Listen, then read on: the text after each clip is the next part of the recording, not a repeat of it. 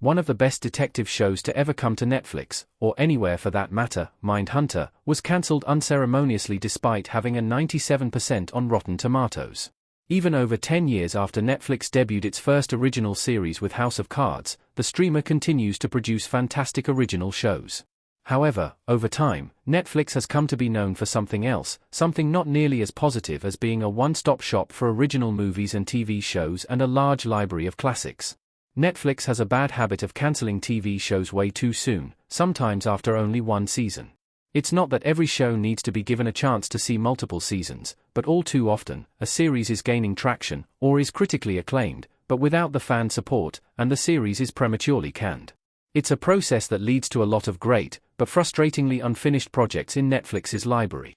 Despite its cancellation, Mindhunter is the best detective show on Netflix. And one of the best crime drama series ever. Despite being cancelled after 2 seasons, Mindhunter remains the best detective show on Netflix and one of the best crime drama series ever. Imagine how it would be if it didn't end so abruptly. The series is based on the 1995 true crime book Mindhunter, inside the FBI's elite serial crime unit by John E. Douglas and Mark Alshaker. It's from the work done by Douglas and Alshaker that we have many of our modern understandings of psychological criminal profiling of serial killers and mass murderers.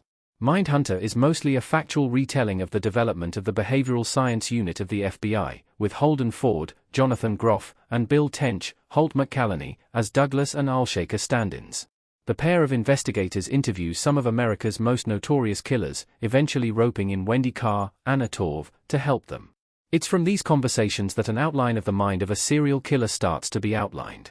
It's with this outline that the agents hope to stop other possible serial killers before more people die. Mindhunter stood out among the other offerings in the crime genre. The agents work to get inside the minds of serial killers. Mindhunter has a much different feel from other shows in the crime genre. For one, it's directed by one of the best crime drama directors ever in David Fincher, and it includes some fantastic performances not only from the leads but from the many actors portraying notorious killers, bringing these men to life with disturbing effectiveness. What also makes the series so different is how the series is constructed. It's not the FBI agents trying to find clues to uncover such real spates of killings, like the Atlanta murders and the BTK killer murder. Instead, it's the agents trying to find the tools and language that they can then use to find clues. In their attempts to get into the minds of the serial killers, the agents lose sight of their ultimate goal and sight of themselves, consumed with trying to understand what may be incomprehensible.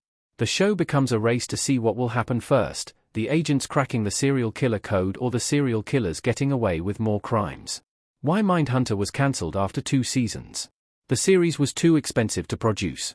Unfortunately, Mindhunter was cancelled after 2 seasons, with the series being put on an indefinite hold in January 2020, a couple of months after the season 2 finale, via TV Line.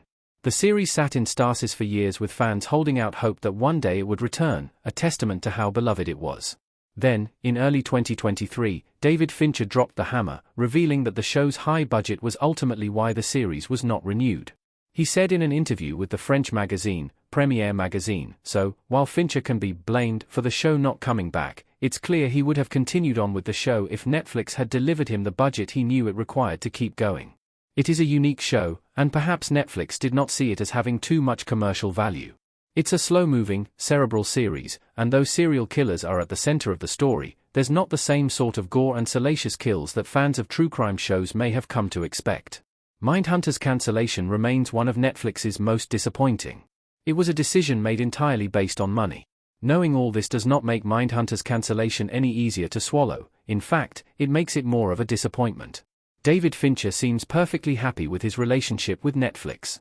He's since directed 2 movies for the streamer, Mank and The Killer, and worked on 2 TV shows, Love, Death and Robots and Voir. However, that only makes it more strange that Netflix was unwilling to give Mindhunter the money it deserved to keep going. Mindhunter could have been the streamer's best show, and now it sits unfinished. The creative team was there, critics loved it, and it had a fervent audience base.